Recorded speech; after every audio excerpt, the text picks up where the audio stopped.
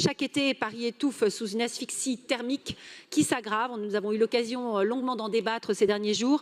Le plan climat nous annonce un mur à 50 degrés. Face à cette réalité, la municipalité aime soigner sa communication, pardon de le rappeler.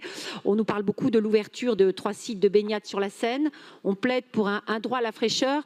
Mais quel formidable paradoxe. Comment peut-on prétendre ouvrir la Seine à grand renfort de publicité et être incapable en parallèle d'ouvrir nos propres piscines municipales au plus fort des canicules? Alors en octobre 2023, la simulation Paris à 50 degrés a pourtant désigné nos bassins de quartier comme des îlots de fraîcheur vitaux. C'est là que les Parisiens cherchent un peu de répit, à commencer par ceux qui ne partent pas en vacances. Mais quand le thermomètre affole les compteurs, la réalité du terrain devient absurde. On ferme les piscines encore plus souvent qu'à l'habitude, on baisse le rideau à 18 h, on impose des coupures de créneaux, etc.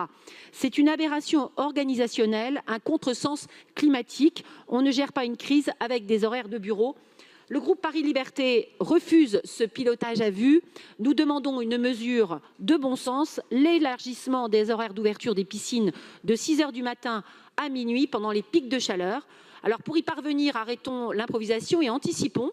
Déclenchons un plan RH d'urgence avec des plannings flexibles et des primes de crise attractives négociées en amont avec les syndicats. Activons des renforts du privé et des associations agréées pour épauler nos agents. Déployons la police municipale pour sécuriser les accès et réguler l'afflux massif d'usagers. Sanctuarisons un budget de continuité pour que la filtration et la technique tiennent le choc d'un usage intensif.